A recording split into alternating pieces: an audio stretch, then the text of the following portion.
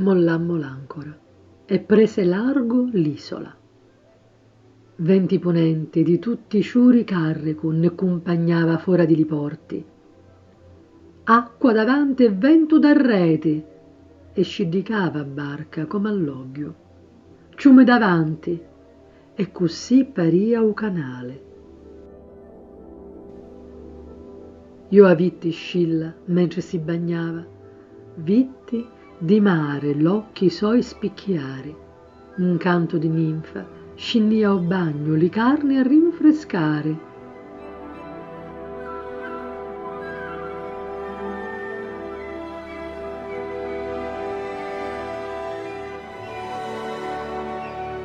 Calda l'aria promette primavera, presto, molto presto, troppo, per l'acqua ancor ghiacciata, si addensa la nebbia ad ammantare lo stretto dei misteri. Quanto dovette pagare quel rifiuto? Un no a Glauco e Circe l'acqua avvelenò.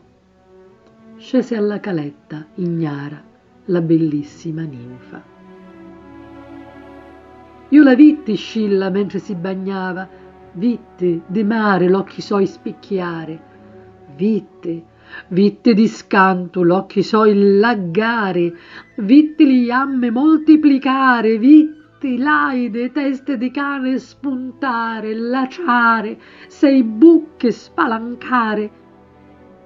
Ora si immuccia, orribile la ninfa, e grida o vento tutto so dolore, bucciata in tala nicchia cauda che galleggia sopra dell'uscetto.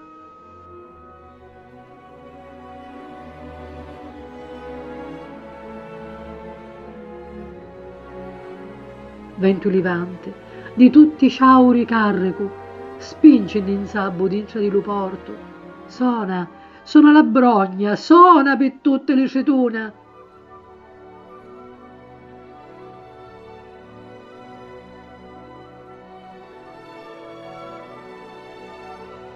Ulula scilla e Cariddi il mare divora. Scende la lupa clemente ad ammantare lo stretto dei misteri.